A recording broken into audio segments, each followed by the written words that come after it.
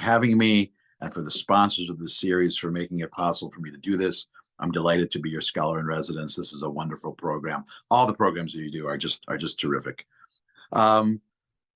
So in this series, we're going to talk about the movies. We're going to talk about Jews and the roles in film, Jews on the silver screen. And in the sessions what we're going to be doing is really want to do two things simultaneously. Oh, thank you. Go Blue. I should also acknowledge, how can I not start by talking, if I seem a little gushy today, a little quelling today, it's because my alma mater won the national championship in football last night. And thank you for those of you who have already acknowledged it. I could spend the rest of the hour talking about how awesome that is, but we'll leave that for another series. But thank you for acknowledging it. So really in this series, we're going to look at two aspects in this broad and interesting history of the film industry and its relationship to Jews. First of all, we're going to address that question of Jews as being instrumental in the creation of the film industry, and especially the Hollywood film industry. I think if there's one thing many people know, in a good way or otherwise, is that most of the major film studios today were started by Jews. And not only by Jews, but Jews who came from a very particular generation and a very particular moment in American Jewish history and the history of America. So we're going to talk about that even today. The other thing we want to talk about during this series, and we'll continue to talk about the various roles of Jews in the film industry, not only as founding the studios, but also as acting in films, as writers and screenwriters and directors and producers in a variety of contexts. And really, toward the end of the series, we can get an understanding of why there is this image that the film industry is a very Jewish industry, why Hollywood is a very Jewish industry. That's one of the things we want to do.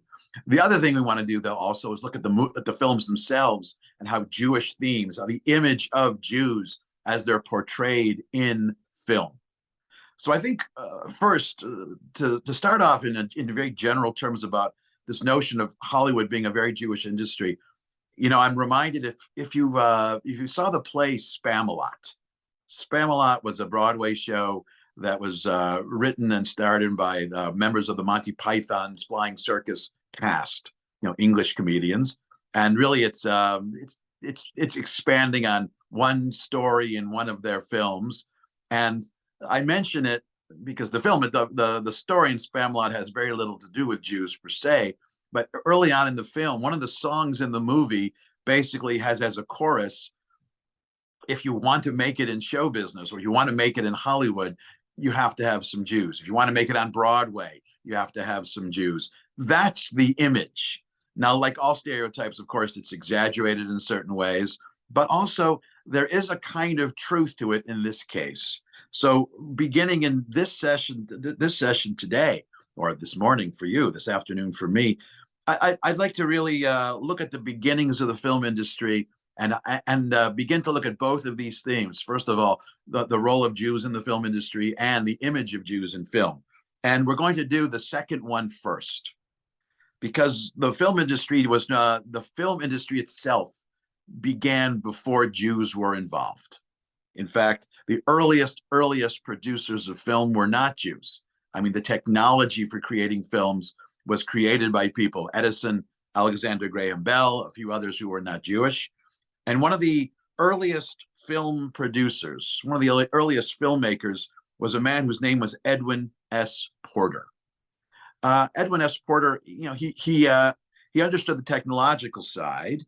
He was an important early figure in the creation of film, of motion pictures. And one of the things he was the first to understand was how to create continuity when you have individual shots. In other words, if you weren't shooting an entire scene with one shot, and you had multiple shots, how you could splice them together and maintain a certain continuity. So he is an earlier figure. He was not Jewish, but some of his earliest films revolve around a Jewish character whose name was Cohen.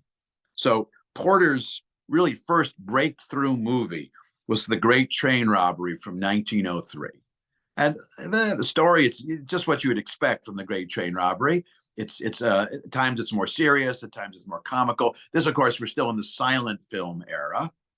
But like I said, technologically, this film really is far superior to what came before, because he was the first to be able to do things with the motion picture that no one else had really been able to do. Now, like I said, The Great Train Robbery was one of his first breakout movies, but in 1903. But subsequently, he made 3 films about a Jewish character whose name was Cohen. Now, Cohen was not a real person. As you might imagine, Cohen is a stereotype. It's a caricature. In fact, I'd say more caricature than stereotype, because we're going to take a look at an excerpt of one of these films and talk about these films. It's tempting to say that Edward Porter, who, for lack of a better term, was very much part of WASP America, that he's using these films to disparage Jews. I'm not sure that's the case. What he's really trying to do is he's trying to take a person, a figure who's familiar in the popular imagination, and create a story out of it. So the 3 movies he made about Jews. The first was a short film called Cohen's Advertising Scheme. Cohen is a shopkeeper, and this is a very short film, just a couple of minutes. Cohen is a shopkeeper.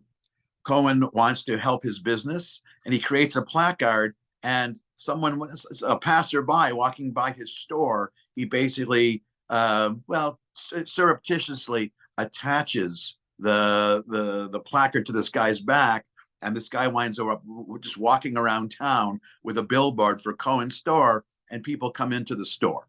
That's basically the film. But really, what it's really about is, and what I think what Cohen is very much about, is a small businessman who happens to be Jewish, who is really trying to make it in turn of the 20th century New York. Now, this is what I said about a certain familiarity here, is that in turn of the 20th century New York, particularly if you live downtown, most of the shopkeepers were Jews. A lot of small business people, a lot of shopkeepers, a lot of street vendors were Jews. So having a street vendor named Cohen isn't making a statement about Jews as much as it's making a statement about the challenges of being a street vendor, and this or owning a small business. And this, I think, is even more prevalent in his second film about Cohen, which is called Cohen's Fire Sale. Now, let me set it up for you, and then we can watch how he made it. Basically, the story is Cohen and his wife, they own a small mom and pop business where they sell clothes, they sell fashions, dry goods. And this business is struggling because no one's coming into his store, because people who are trying to buy fashion are more interested in going to the seemingly higher fashion people. Especially, nobody wants to buy fashion from a guy named Cohen. Everyone would rather buy fashion from someone named, I don't know, Porter or something like that. Keeping in mind, this is turn of the 20th century New York. This is a point when New York society itself is undergoing a certain transformation. If you're familiar with the HBO show Gilded Age, Gilded Age is really talking about this very moment where old money and the old elite of New York society is being challenged by upstarts. First Irish Americans, and then others, Italian Americans, and then Jewish Americans. In fact, the Gilded Age just finished the end of its second season, and they're about to introduce, I believe, Jews, Jewish, and Italian Americans into the storyline next season. So far, it's only been about an upstart Irish American couple challenging the old elite. So in the fire sale, Cohen and his wife are struggling to have business, but they get a break. They manage to order some very fancy hats from France, high fashion. And the hope is when he has these hats in his store, that the customers will come and buy from him, even though his name is Cohen. I should emphasize, throughout this film, I think Cohen is a pretty sympathetic character. Now, what happens is he has the delivery of hats comes, they're on the street, Cohen's all set to unpack and bring them in, but he turns to go into his store. He turns away for a moment. At that moment, the garbage collectors, not knowing what's in this big box, they think it's just an empty crate and garbage. They cart away the big box of hats, which was going to save his business. And then there is a scene where he's chasing down and trying to find the hats, and he's unable to find the hats. Basically, this was his last chance, and his business is going to go under. what is Cohen to do? And well, let's pick the film up at this moment. Cohen's going to hatch us. He's going to come up with an idea of how to get himself out of this financial mess. Cheryl, if you could cue this up at minute number 7.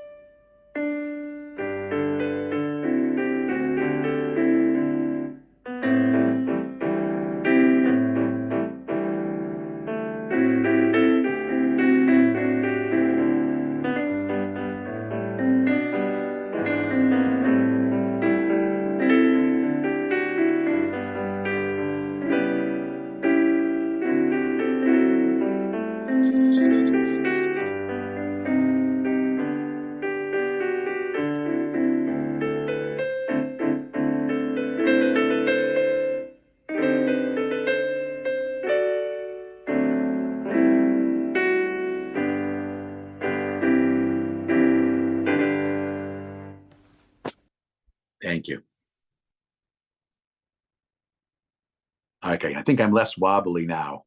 There. Yes, but your image for some reason is Uh, on. Try this. How I about don't this? That it? know. Yes. Okay, we're all fixed. Amazing. Okay, so good, thank you. So first, let's talk about whether or not this film was anti-Semitic. I know, I think we're prone to see that it is. Here's where we might see, because it's about basically it's about a shopkeeper who does something sordid. Basically, he burns down his store to save his business, which is something which is something unpleasant. There are two reasons why I think, though, that Porter was trying to say something else in this film. Porter was not trying to criticize a Jewish businessman here. He's trying to criticize the snooty people of New York, his snooty neighbors who won't come to his store simply because his name is Cohn. And he is pushed to do this because he has no choice. The other reason is, typically when you have someone being portrayed in an anti-Semitic way, the image of that person is sordid and evil. If you look at any Nazi film of Jews, they're, they look evil. This guy is a loving husband. He has a nice relationship with his wife. He's trying to save his business, and that's really all he's trying to do. He's not looking to burn down the store. He's doing it because he's been pushed to the brink and he has no other choice. Incidentally, there's another scene earlier before that clip when he's trying to get the hats back, and the people in the neighborhood are hassling him for trying to get the hats back. He's really left with no choice. Now, could there have been a more flattering way to do this? I agree. But I think maybe this is in line. Well, I think he's using negative imagery, but he's trying to do it to make a very different point. Now, I think this is also true because in his last film about Cohn, it was called Cohn Saves the Flag, where I couldn't find a usable clip, but Cohn Saves the Flag is about two Jewish soldiers who actually enlist to fight in the Civil War. It takes place during the Civil War. They're both fighting over the love of a single woman, and they're both trying to impress her by becoming soldiers in the war. And during the course of the war, Cohen, who's a bit of a schlemiel. He's not a great soldier, but he's fighting with his regiment. During the course of the battle, an American flag falls down, and Cohen, he just happens to be the one who picks it up. And when he picks it up, because he's the one who raised the flag in battle, when the battle is over, he is hailed as a hero and he gets the girl. So in that one, it's more clear that Cohen is presented in a more flattering way. But I think more than anything else, this is farce than anything else. Look what happens. Look what he had to do. Now I know someone commented about the cat, and when I showed this clip to my animal-loving family, myself included, we all were wondering what happened to the cat. I don't think that was the point. And if there was a disclaimer, it probably would have said no animals were harmed in the making of Cohen's fire sale. Now, I mentioned Cohen as a kind of prelude because this is early on in the film industry. It also the film, while more advanced in relatively speaking, this is a point where the industry is at its infancy. Now, even as late as 1913, there's not very much going on, but really beginning with the First World War and into the 1920s, this is when the film industry begins to experience rapid growth. Not right away, though. I would say that even in 1920, the film industry was on the cusp of growth, but still in its infancy. And this is when young, enterprising Jews begin to explore the possibility of becoming filmmakers. Now, I would emphasize here that I'm just interrupting you for a couple of questions. Oh, sure. Absolutely. Question: if in the same time period were there Jews appearing in early films in England and France? Not very much. It was much less common. It was also less common to have films about Jews in England and France. Their films tended to be more historical, and in the historical imagination of England and France, Jews simply weren't that much a part of it. In other words, in France, if they had made a film about Dreyfus, maybe, or when they eventually made a film about Dreyfus, then you'd have something about Jews, but really not that much. The one exception in England is when they made a film version of Sir Walter Scott's Ivanhoe, which of course has an important Jewish character in it. But for the most part, it's not very prevalent even in the United States, and it was even less prevalent in Europe. Okay, but this is the point where we have the filmmakers getting involved. And why do they get involved? First and foremost is this is an industry that nobody else wants to do. This is a high risk industry and an industry that no one had any sense as to where this might go. And here I would make the following contrast. There were certain parts of the entertainment industry at this point that were well established, particularly plays and operas. And the world of plays and operas was entirely in the hands of an upper class elite, which was barely Jewish at all. I'll give you an example, a sort of an exception that proves the rule. Oscar Hammerstein the First, that's the father of Hammerstein from Rodgers and Hammerstein. He was born Jewish, but he converted to Christianity. He was involved in the making of plays and operas, but he essentially had to become Christian in order to do it. So those older, more established parts of the industry were very much in old money hands. It was difficult for anyone else really to get involved. In something that's upstart and entrepreneurial like the film industry, there's really no one else wanting to do it. The risk is there, and it's not uncommon when it comes to taking risks that you have individuals, first of all, who tend to be immigrants or the children of immigrants and not yet part of mainstream society, who very much want to become part of mainstream society. They're much more willing to take the risk because they have a lot less to lose and a lot more to gain. So the individuals, the men who became involved and who began to invest in the film industry, and I put a couple on your handout. This is not an exhaustive list by any stretch. So you have Adolf Zucker, who founded Paramount. You have Samuel Goldwyn and Louis B. Mayer, who founded Metro-Goldwyn-Mayer. You have the Warner Brothers. You have William Fox, who founded 20th Century Fox. They all come from they all have a very similar pedigree and background. They are the children of immigrants from Eastern Europe, or they themselves came from Eastern Europe as small children. They benefited from their parents working and allowing them to go to school. They were able to succeed in one business or another. They had some capital to invest.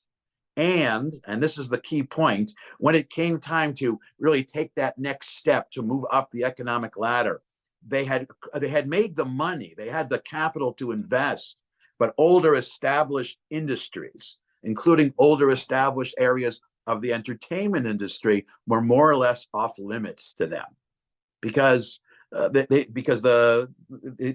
was less risk, and the more established parts of high society basically dominated them. So they had the capital, they had the entrepreneurial spirit, they were willing to take the risk, and each one on their own found out about, or was told about, this new medium called motion pictures, which was going to be the new big thing. Now, that wasn't apparent to everyone. I want to emphasize this at all. For the older, more established parts of society, motion pictures were seen as something vulgar. This is often the case with new technology. I'll give you another example, or a related example. If you ever watch Downton Abbey, I haven't seen that many episodes of Downton Abbey. I've seen maybe 4 episodes. But I saw this one episode where it's the first time they installed a telephone in the Downton Abbey, in the house, the Downton's house, whatever. But when the phone is there, the old butler, the guy with the big deep voice, he hates the telephone because he considers it an intrusion. It's new and it's vulgar. That was the mentality. And I think there's something here as well. We see motion pictures as this remarkable way to present something in a much more multidimensional way. You've got the visual images and not just pictures. You can record, you can watch it more than once, unlike a live play where it has to be produced again and again. But for people who didn't like change, didn't like things new, it just seemed very crass and not as good as, watching a live show. So there was a kind of vacuum, and the founders of these studios, they jumped into this vacuum and they began to make these films. And they founded these studios.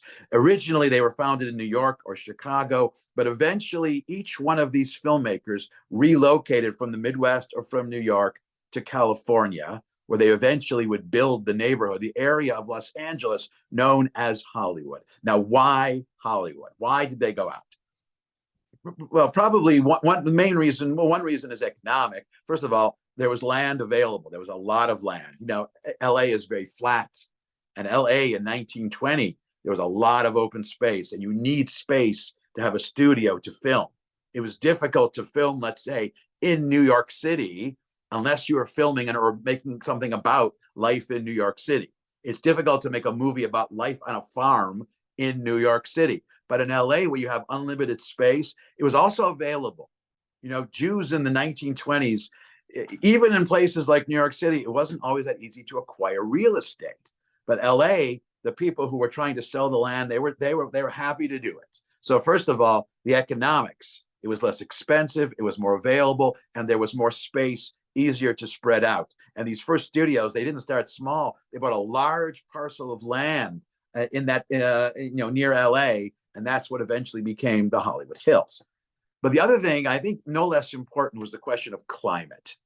It's difficult to film when it's raining. It's difficult, I mean, then and now. It's difficult to film when it's snowing or windy, when the weather is unreliable. But LA, the weather is pretty reliable. Now, I'm not from LA. I'm from the Midwest, and I've been to LA a few times, but I have to say, every time I've been to LA, the weather has been exactly the same. Maybe I just got lucky. 78, sunny. I imagine being a weather person in LA must be the easiest job in the world. All you have to do is say the same as yesterday. Maybe not. I don't know. But it's certainly more reliable and more amenable to filming things outdoors than in the Midwest, which I can tell you, a day like today, you couldn't film anything, or even on the East Coast. There was less winter, there was less rain, and it was more reliable. In a way, it was a kind of perfect place. But I think there's one last element as well, because you might think that these filmmakers wouldn't want to uproot themselves and move out west to someplace new, alongside their entrepreneurial spirit as business people, as trying to create a new business, make money, create something new, was a real sense of what we might call explorers or pioneers. They were adventurous. They had real adventuring spirits, and they were looking forward to the opportunity to be someplace else. So they set up their film studios there, and that's really what is going to become Hollywood. But also, it's the same mentality that impels the movie industry forward. The first sound picture, the first time it went from silent pictures to sound pictures, was in 1925, when Louis B. Mayer, in his studio, produced a film called The Jazz Singer. So first, let me say that by 1925, most people had come to terms with silent pictures. They had been around for 20 years. They clearly were not vulgar. They were becoming more and more acceptable, even to high society. When someone suggested film with sound, that, of course, is vulgar. How can you have film with sound? I don't like that. Why can't we just stick with that tried and tested silent movies? Even though 20 years before they had said the same thing. Not surprisingly, the same entrepreneurial spirit for someone like Louis B. Mayer to try making motion pictures, silent pictures, impelled him to make a sound picture. The technology became available, and the first film he tried it with was a movie called The Jazz Singer, which starred Al Jolson. Incidentally, I don't know who the actor was who played Cohen. It's not on IMDb. I haven't been able really to find it anywhere. But if you could find it, I'd be curious to know. Now, The Jazz Singer wasn't just the first sound picture. And as it wasn't just a revolutionary in film that way. This is a film which has a very Jewish story. So if you're not familiar, very briefly, Al Jolson plays a young man whose father is a rabbi, who comes from a traditional Jewish household. They want him to be the rabbi, and they want him to be the cantor, and basically take over the synagogue. And the father, who's getting older, that's what he's expected to do. But this young man doesn't want to do that. He wants to be a jazz singer. In other words, he doesn't want to be trapped in this old world of Judaism. He wants to be part of this expansive world of jazz music and stage acting. And the very first scene of the movie, and the very first sound moment in a motion picture, is Al Jolson on stage singing something. Now, part of that scene has not aged well because he's performing in blackface, which, believe me, it was 1925. I guess it was okay then. I didn't even want to show the clip even though it's this remarkable moment. But this story is the first story. Now, Louis B. Mayer, by this point, he knew enough to understand that even though this is a story about a Jewish family, it has a more universal appeal. It wasn't just about a Jewish boy and his Jewish parents and synagogue and Chazan. And it wasn't just that story. It's a more universal story about tradition and change within the generations of the family. Now, of course, the parents are heartbroken when he wants to do this, but the movie has this remarkable climax where in the end, the jazz singer finally comes back to the synagogue. The father is too ill to lead the service on Kol Nidre, and he's bedridden, but he hears from his bedroom, which is right next to the synagogue, the sanctuary, he hears the son who comes back. Let's look at a clip of the end of the jazz singer movie.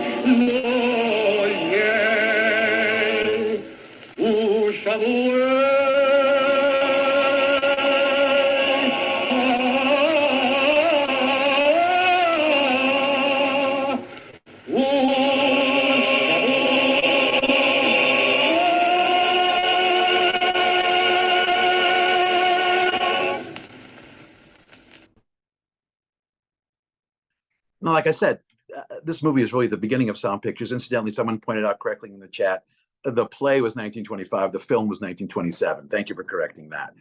Now, I think one of the things that the movie, the film, and the play is one of the points it's making here is that, there was this notion that a young Jew like, well, either Al Jolson, the actor, or the character that he's playing would have to choose between living as a Jew and living in the larger mainstream world, in this case, living in the world of jazz. But the film showed that either or is not necessarily the case, that it was possible for Jews in America to be both, which I think was a very powerful statement here. The fact that he does come back, the fact that he doesn't cut himself off, but he also doesn't stop being a jazz singer. And the two people noticing is one of his sort of love interests in the movie and the head of the jazz club. They say a jazz singer singing to his God. They're recognizing that jazz music and Jewish music, somehow they're both part of this musical tradition, and they're woven together. That's one of the powerful statements made here. Now, I think this, in some ways, it's really it's illustrating what these Jewish filmmakers or these studio owners were able to do to really create this new world of film. And what didn't take long for these new studios to attract the biggest name actors and actresses in in the industry, including stage actors and other film actors.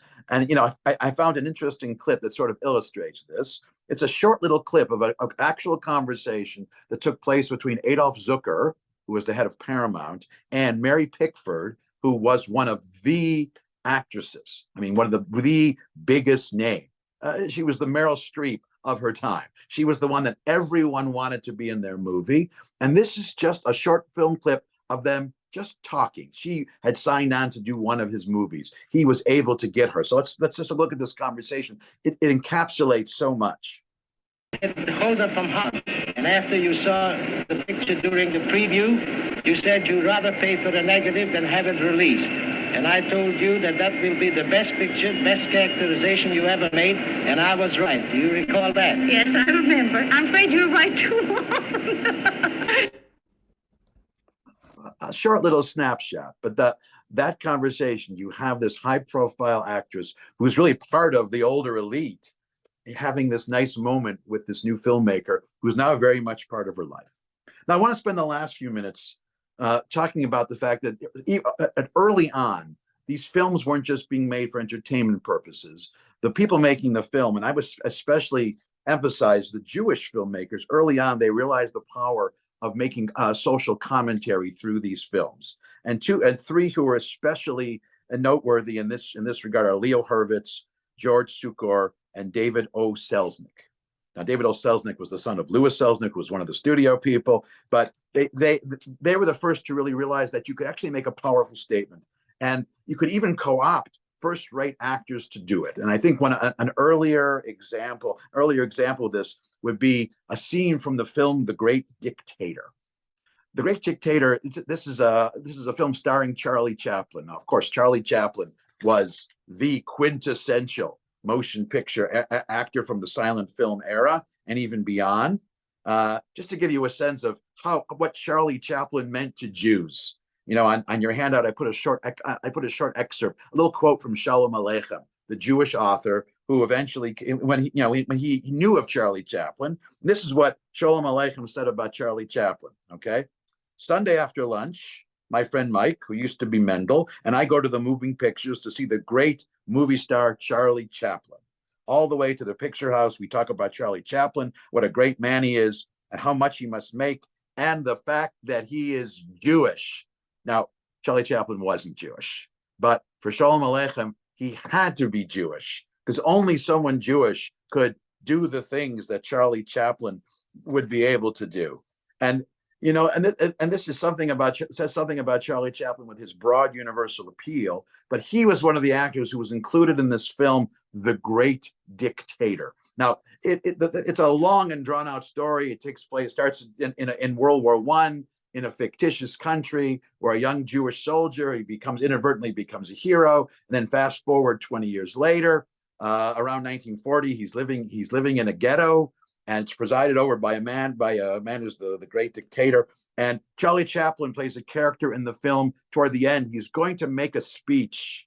And remember, this is a speech made in 1940 when sound pictures were still pretty new, which really is going to have a tremendous impact. So let's go look at this Charlie Chaplin speech from The Great Dictator. It's a powerful, powerful social message. I'm sorry, but I don't want to be an emperor. That's not my business. I don't want to rule or conquer anyone. I should like to help everyone if possible. Jew, Gentile, black man, white. We all want to help one another. Human beings are like that. We want to live by each other's happiness, not by each other's misery. We don't want to hate and despise one another. In this world, there's room for everyone, and the good earth is rich and can provide for everyone. The way of life can be free and beautiful, but we have lost the way. Greed has poisoned men's souls, has barricaded the world with hate, has goose-stepped us into misery and bloodshed. We have developed speed, but we have shut ourselves in. Machinery that gives abundance has left us in want. Our knowledge has made us cynical, our cleverness hard and unkind. We think too much and feel too little. More than machinery, we need humanity. More than cleverness, we need kindness and gentleness. Without these qualities, life will be violent and all will be lost. The aeroplane and the radio have brought us closer together. The very nature of these inventions cries out for the goodness in men, cries out for universal brotherhood, for the unity of us all. Even now, my voice is reaching millions throughout the world. Millions of despairing men, women, little children, victims of a system that makes men torture and imprison innocent people. To those who can hear me, I say, do not despair. The misery that is now upon us is but the passing of greed, the bitterness of men who fear the way of human progress. The hate of men will pass and dictators die, and the power they took from the people will return to the people. And so long as men die, liberty will never perish. Soldiers, don't give yourselves to brutes, men who despise you, enslave you, who regulate your lives, tell you what to do, what to think, and what to feel, who drill you, diet you, treat you like cattle, use you as cannon fodder. Don't give yourselves to these unnatural men with machine minds and machine hearts. You are not machines, you are not cattle, you are men. You have the love of humanity in your hearts. You don't hate, only the unloved hate, the unloved and the unnatural. Soldiers, don't fight for slavery, fight for liberty. In the 17th chapter of St. Luke it is written, the kingdom of God is within man, not one man nor a group of men, but in all men, in you. You, the people, have the power to create machines, the power to create happiness. You, the people, have the power to make this life free and beautiful, to make this life a wonderful adventure. Then in the name of democracy, let us use that power. Let us all unite.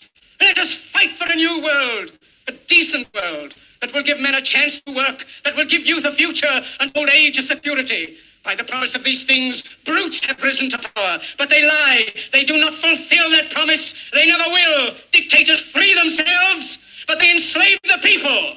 Now let us fight to fulfill that promise. Let us fight to free the world, to do away with national barriers, to do away with greed, with hate and intolerance. Let us fight for a world of reason, a world where science and progress will lead to all men's happiness. Soldiers, in the name of democracy, let us all unite!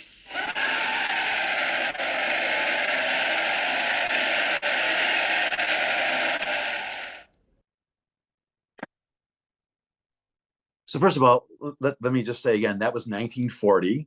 It was an obvious criticism of Hitler and Nazism, and more specifically what Hitler and the Nazis were doing to Jews in Europe, which by 1940, people were beginning to become aware of it.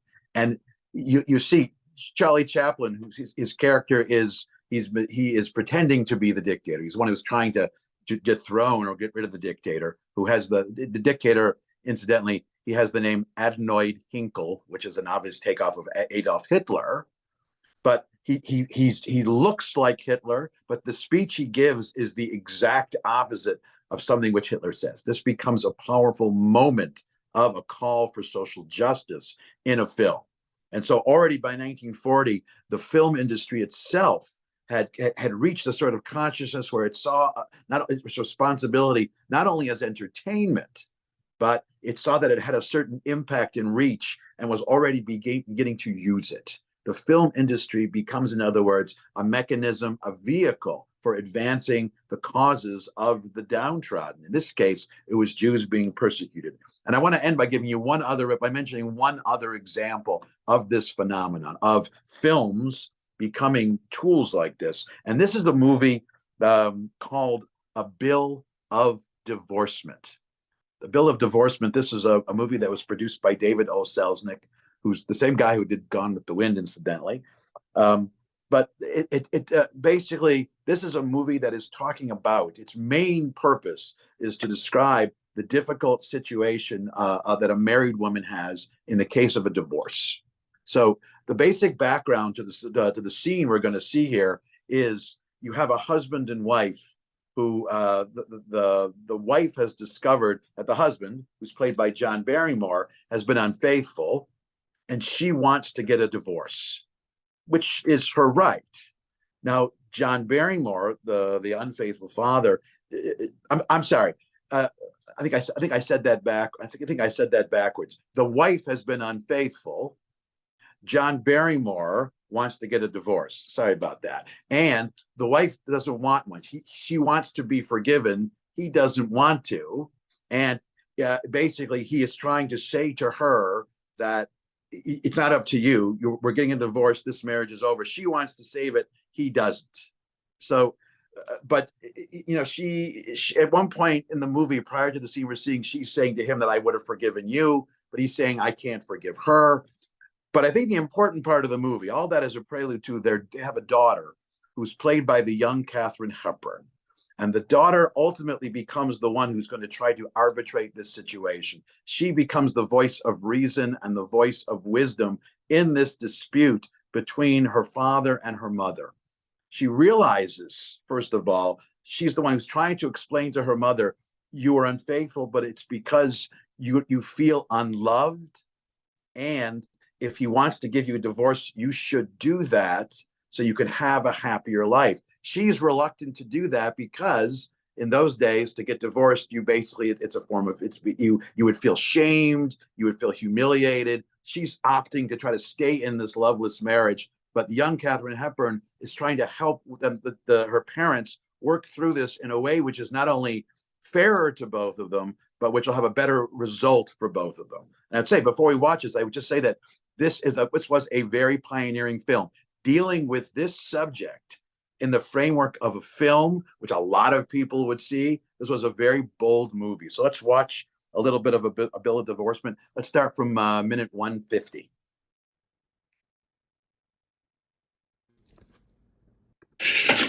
Father! They're in there together, your mother and that man. She told him she loves him. I heard her. You mustn't. I've done with her. Get them out. Get them You out. mustn't let yourself go like this. At once, or I'll kill him. Oh, Father, please! I'll kill him, No, Father, don't! I'll go. You stay here. I'll do it. Remember, you promised. I'll go. No, Father, I'll send Gray away. Oh, no, both of them. I can't bear to see either of them. All right, Father, but You're don't go. going or shall I? I'm going. I'll go. You stay here. I'll get rid of them. I'll get rid of them somehow. Remember, you promised. Go slow. You're wrecking every chance of happiness. I can't help it. Forgive me, Gray. Mother, Sidney. you must go with Gray. You must go now before Father comes back. No, I won't leave him alone. Father's my job, not yours. I wouldn't put the burden on you. It wouldn't be a burden, Mother. I understand him. You're frightened of him. I'm not. Don't you see you'd be no good to him? I know how he feels. I'm his own flesh and blood. You're not. I can manage him and make him happy. You can't.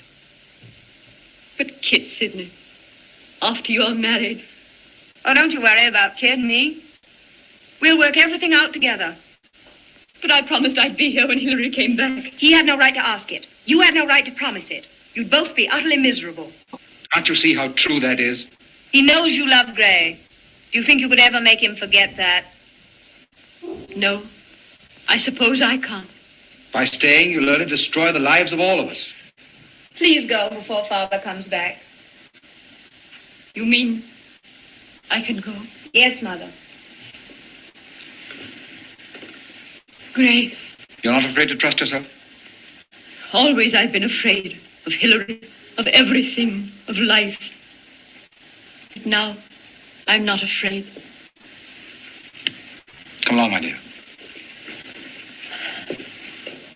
Goodbye, darling.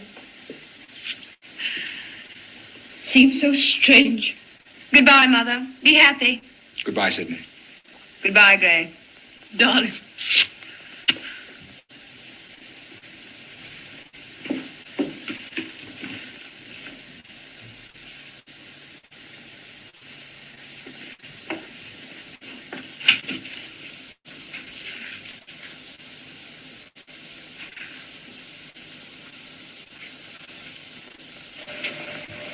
Goodbye, Meg.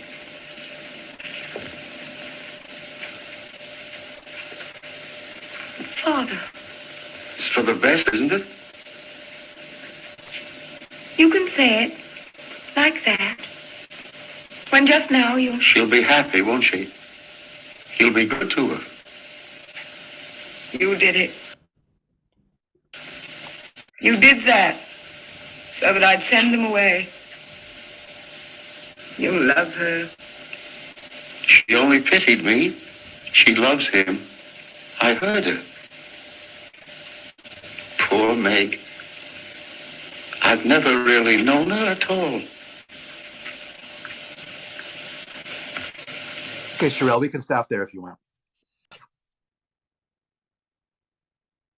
So first of all, how awesome is young Katharine Hepburn? Secondly, let me just reiterate to make it clear that this movie was based on a novel by a play by Clemens Dane, who was not Jewish. But the film was directed by George Zucker, and the film was produced by David O. Selznick. In other words, it was a Jewish producer and a Jewish director who took this book and had not only the foresight, but the courage, it took some real guts to put this on film. This is an example of Jews in the film industry being the ones who were willing to take the risk. This film was a big risk. Most people didn't think it was going to be successful at all, but it reflects the entrepreneurial spirit of the film. Incidentally, you may have recognized the mother as well. That's Billie Burke, who played Glinda in The Wizard of Oz. She's the good witch. Click your heels 3 times. So where does this leave us?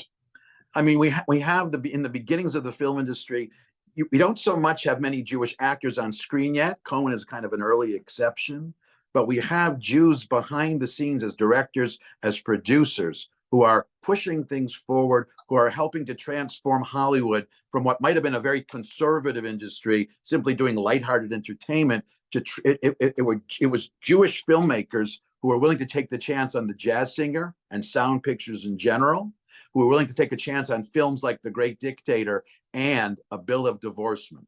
Now, moving forward, we're going to see where this goes, because moving forward, it's also going to be subsequent films which are going to take other themes and adapt them. And we're going to begin next time by looking with a case study, by seeing how the presentation of Bible stories in film is going to be transformed and expanded and adapted to follow this broader development of Hollywood. That's something we're going to look at next time.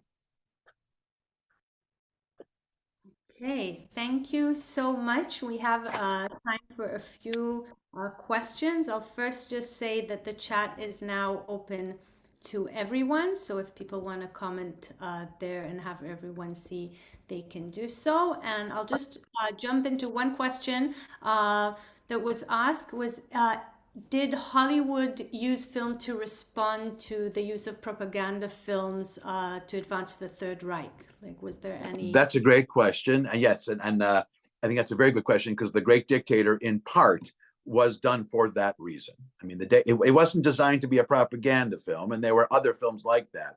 But you have Charlie Chaplin, the most high-profile actor, looking like Hitler, making a speech which is absolutely condemning everything Hitler is doing and standing for. And he's someone who was put in the position of being a dictator, who is absolutely repudiating not just being a dictator himself, but the whole concept of a dictator, that a dictator is inherently evil. So it wasn't exactly propaganda, but it definitely was a response to Nazi propaganda.